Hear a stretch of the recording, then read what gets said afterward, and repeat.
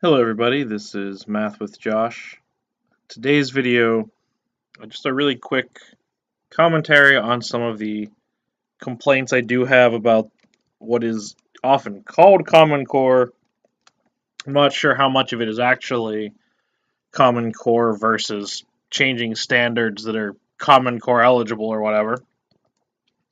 But I just want to cover them in the reverse order. I listed them here. So first, I've sort of heard lots of rumors that schools have moved away from requiring students to memorize times tables. Now, if somebody wants to make a much more radical argument about completely surrendering to the fact that we'll have calculators, that would be something. But unless we're going to that very bold claim, you have to memorize your times tables. I understand it's kind of frustrating that there's something you just have to memorize. I know why people wish it weren't true, but it's so necessary to being able to do any more math relatively quickly, relatively comfortably. For instance, multiplication and division are both vastly more difficult if you don't have your times tables memorized and are therefore spending a lot of time calculating multiples of numbers by hand. That was the number 3 I had listed here. Number 2, this is from a little bit of direct experience and hearing a lot of parents complain about it. It seems like the new approach that's taken by schools to math is obsessed with rounding techniques and estimation techniques. And I want to be clear, I don't mean certain estimation techniques that come up in, say, calculus that are objective estimation techniques with error bars involved in them. I mean, there seems to be an obsession with, introducing kids to long division and then spending a weird amount of time making sure they know how to do really inaccurate estimates, even if they haven't, I've seen kids who cannot do multiplication problems, but they are being taught how to estimate the answers to those problems. And it's simply not going to work, because to understand what kind of estimation is reasonable in a given context, you need to understand how the actual operation works so that you get, I think grok is the word, so that you grok an intuition for how close your estimate will be based on what you're doing. As perhaps the funniest example, I've seen 1 or 2 problems where it was something like 221 divided by 6.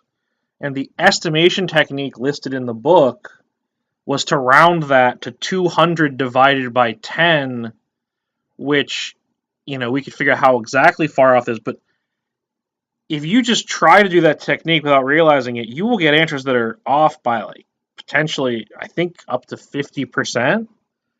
If you round 6 up to 10 and you round the other number up a little bit, that answer could be, actually round the other number down, that answer could be quite wrong. And you would think it's right because it's an estimate technique. The third thing worth complaining about that I think everyone catches, but I'm surprised it's not necessarily articulated that clearly, is that it really feels like when I run into the new math techniques,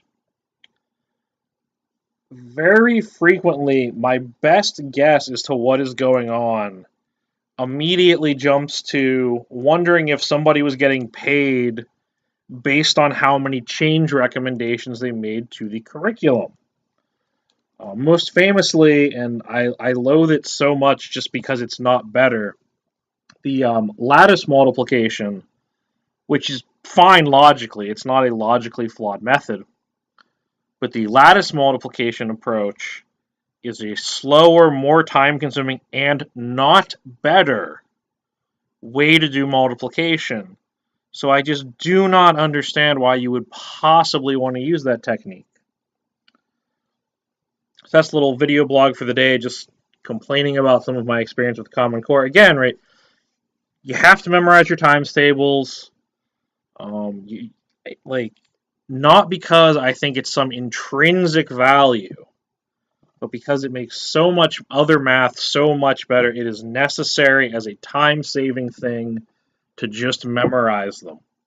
Hopefully, you should afterwards learn, where those values come from and some algebraic properties.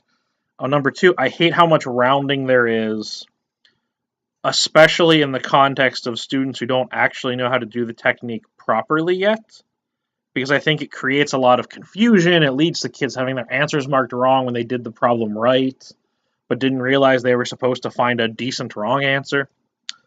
And one, in general, there's way too much change for the sake of talking about how we change something based on how often I see new stuff introduced that isn't better than the old alternative or is even worse. But I just cannot see the justification for switching things and causing a bunch of confusion about how math works. So thank you for listening, everybody. This is Math with Josh, and have a nice day.